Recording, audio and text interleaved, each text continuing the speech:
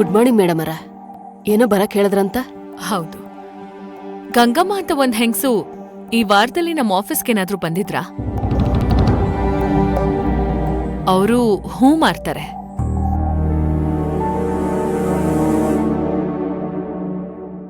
ಇಲ್ವಲ್ರಿ madam ಅರ, ಆತರ ಹೂವಿನ ವ್ಯಾಪಾರದವ್ರು ಯಾರು ಬಂದಿಲ್ರಿ. ಸರಿಯಾಗಿ ಯೋಚನೆ ಮಾಡಿ ಹೇಳಿ. ಅವ್ರ ಮಗಳು ಅಂಬಿಕಾ ಅಂತ ನನಗ್ ಪರಿಚಯ. ಆ ಹುಡ್ಗಿನೂ ಹೂ ಮಾರ್ತಾಳೆ. ಇಲ್ಲ ಮೇಡಮ್ ಅರ, ಯಾರು ಬಂದಿಲ್ರಿ. ನಾನಂತೂ ಇಲ್ಲೇ ಅದನಲ್ರಿ. ಡ್ಯೂಟಿ ಶುರು ಆದ ನಂತರ ಲೀಸರ್ ಅದು ಇದು ಅಂತ ನಾ ಎಲ್ಲೂ ಹೋಗಂಗಿಲ್ರಿ. ಹೌದು, ಗುಡ್. ಈಗ ಬರ್ತಾರ ನೋಡಿ. ಗಂಗಮ್ಮ ಅವರೇ, ಬನ್ನಿ.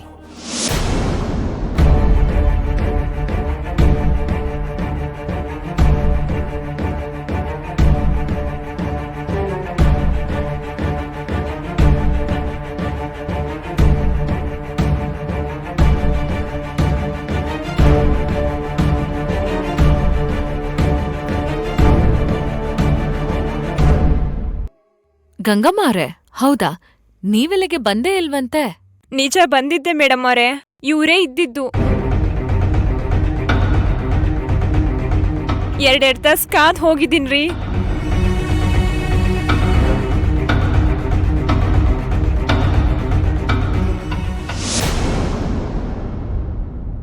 ಓಯ್ ನಿಂದ್ರ. ಯಾರ್ ನೀನು? ಹೇಳ್ದೆ ಕೇಳ್ದ ಡಿಸಿ ಮೇಡಮ್ ಆಫೀಸ್ ಕಡೆ ಹೊಂಟಿಯಲ್ಲ? ಮೇಡಮ್ನವ್ರನ್ನ ನೋಡ್ಬೇಕಿತ್ರಿ. ಇದನ್ ಹೋಟ್ಲ್ ಅಂತ ಮಾಡಿ ಡಿಸಿ ಆಫೀಸ್ ಇದ, ಹಂಗೆಲ್ಲ ನೋಡ್ಬೇಕು ಅಂದ್ರ ಬಿಡಕ್ ಆಗಂಗಿಲ್ಲ. ಒಂದ್ ವಿಚಾರ ಮಾತಾಡದೈತ್ರಿ ಮೇಡಮ್ ಅವರ. ಹೂವಿನ ಅಂಗಡಿ ಮಾಡಕ್ಕೆ ವ್ಯವಸ್ಥೆ ಮಾಡ್ತೀನಿ, ಒಂದ್ ಅರ್ಜಿ ಕೊಡು ಅಂತ ಹೇಳಿದ್ರಿ ಮೇಡಮ್ ಅವರ. ಓ, ಬೀದಿ ಬದಿ ವ್ಯಾಪಾರಿ ಅನ್ನ? ಇವಳತ್ತಕ್ಕೇನು ಇದ್ದಂಗಿಲ್ಲ. ಸರಿ, ನೀ ಕೂತಿರ. ಮೇಡಮ್ ಅವರು ಮೀಟಿಂಗ್ ಅಲ್ಲ ಅದಾರ, ನಾ ಆಮೇಲೆ ಕಳಿಸ್ತೀನ.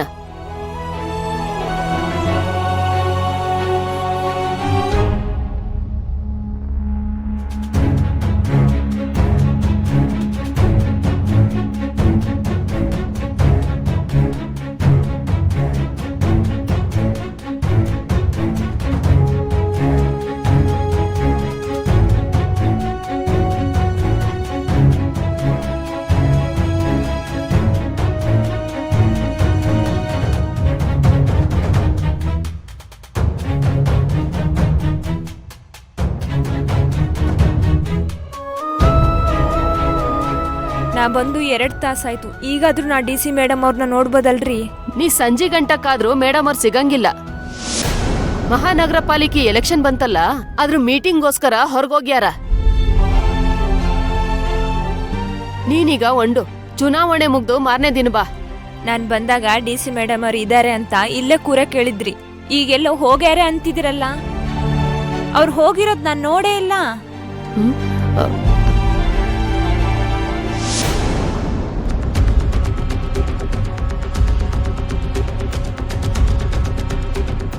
ಇವಾಗ ಹೇಳಿ ವೀಣಾ ಅವರೇ, ಈ ಗಂಗಮ್ಮ ಬಂದೇ ಇಲ್ಲ, ಅವ್ರ್ ಗೊತ್ತೇ ಇಲ್ಲ ಅಂತ ಯಾಕೆ ಹೇಳಿದ್ರಿ? ಮೇಡಮ್ ಅವರ, ಅದು ಅಲ್ಲ, ನೀವ್ ನಿಮ್ಮನ್ನ ಏನ್ ಅನ್ಕೊಂಡಿದ್ದೀರಾ? ಕೆಲ್ಸ ಮಾಡೋ ಜಾಗದಲ್ಲಿ ಸುಳ್ಳು ಹೇಳ್ತಿದ್ದೀರಾ? ಕಷ್ಟಪಟ್ಟು ದುಡ್ದು ಜೀವನ ಮಾಡೋರು ಇವ್ರು. ಇವ್ರಿಗೆ ನಮ್ ಕೈಲಾದ ಉಪಕಾರನ ನಾವ್ ಮಾಡ್ಬೇಕು, ಅವಮಾನ ಮಾಡ್ಬಾರ್ದು. ಮೇಡಮ್ ಅವರ, ಅದು ನಾ ಬೇಕಂತ ಮಾಡಿಲ್ರಿ. ನನ್ನ ನಂಬ್ರಿ. ನಾ ಯಾರ್ ಜೋಡಿನೂ ಹಿಂಗ್ ನಡ್ಕೊಳ ಹಾಕಿ ಅಲ್ರಿ. ಅವತ್ತೇನಾಯ್ತು ಅಂದ್ರ ಇದೇ ಕೊನೆ. ಇನ್ನೊಂದ್ಸತಿ ಇದು ರಿಪೀಟ್ ಆದ್ರೂ ನೀವಿ ಕೆಲ್ಸದಲ್ಲೇ ಇರಲ್ಲ.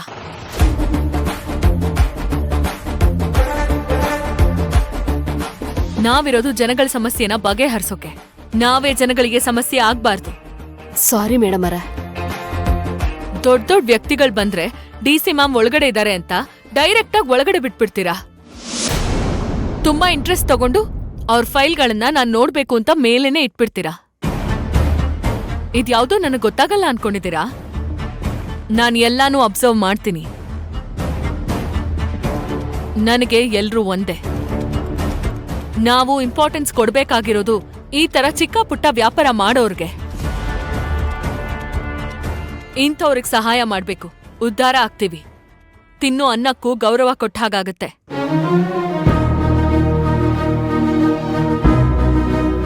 ಸರ್ಕಾರದಲ್ಲಿ ಮಹಿಳಾ ಕಲ್ಯಾಣ ಇಲಾಖೆ ಅಂತ ಇದೆ.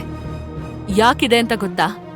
ರೋಡ್ ಬದಿಯಲ್ಲಿ ಗಂಗಮ್ಮನಂತವ್ರು ಹೂ ಮಾರ್ತಾ ಇರ್ತಾರೆ, ಅವ್ರಿಗೆ ಸಹಾಯ ಮಾಡ್ಬೇಕು ಅಂತ. ಸರ್ಕಾರ ನಮ್ಮನ್ನ ಅದೇ ವಿಷಯಕ್ಕೆ ನೇಮಕ ಮಾಡಿರೋದು. ಈ ಗಂಗಮ್ಮ ಅವರನ್ನ 2 ಗಂಟೆ ಸುಖ ಸುಮ್ನೆ ಇಲ್ಲಿಗ್ ವೇಟ್ ಮಾಡ್ಸಿದಿರಲ್ವಾ? ಅದು ವ್ಯಾಪಾರದ ಹೊತ್ತು. ಅಷ್ಟು ಗೊತ್ತಾಗಲ್ವಾ ನಿಮ್ಗೆ? ಇಲ್ಲಿ 2 ಗಂಟೆ ಕಾಯ್ತಾ ಕೂತಿರೋದ್ರಿಂದ ಅವ್ರಿಗ್ ಲಾಸ್ ಆಗತ್ತೆ. ನೋಡಿ, ಇದೇ ಕೊನೆ. ನಾನ್ ಹೇಳ್ತಿದ್ದೀನಿ, ಗಂಗಮ್ಮ ಅಂಥವ್ರಿಗೆ ಫಸ್ಟ್ ಪ್ರಿಫರೆನ್ಸ್ ಕೊಡ್ಬೇಕು.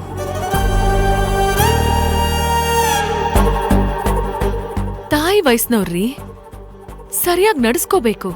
ಪ್ರಾಮಾಣಿಕವಾಗಿ ಜೀವನ ಮಾಡ್ತಿದ್ದಾರೆ ಅಂತವ್ರಿಗೆ ನಾವ್ ಸಪೋರ್ಟ್ ಮಾಡ್ಬೇಕು.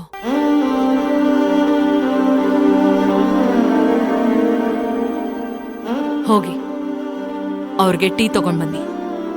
ಮೇಡಮ್. ಗಂಗಮ್ಮ, ಕೂತ್ಕೊಳ್ಳಿ.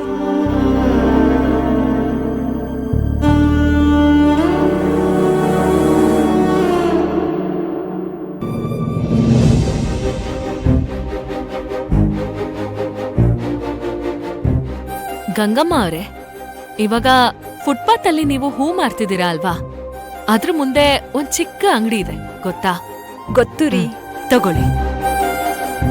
ತುಂಬಾ ಉಪಕಾರ ಆಯ್ತು ಮೇಡಮ್ ಅವರ. ಕೂತ್ಕೊಳ್ಳಿ. ಟೀ ತಗೋರಿ. ಟೀ ತಗೊಳ್ಳಿಮ್ಮ.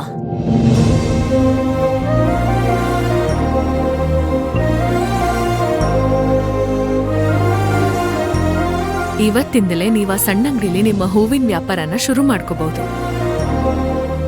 ನಾನು ಸಂಬಂಧಪಟ್ಟವ್ರಿಗೆ ಇಮೇಲ್ ಮಾಡಿ ಫೋನ್ ಮಾಡಿ ಹೇಳಿರ್ತೀನಿ.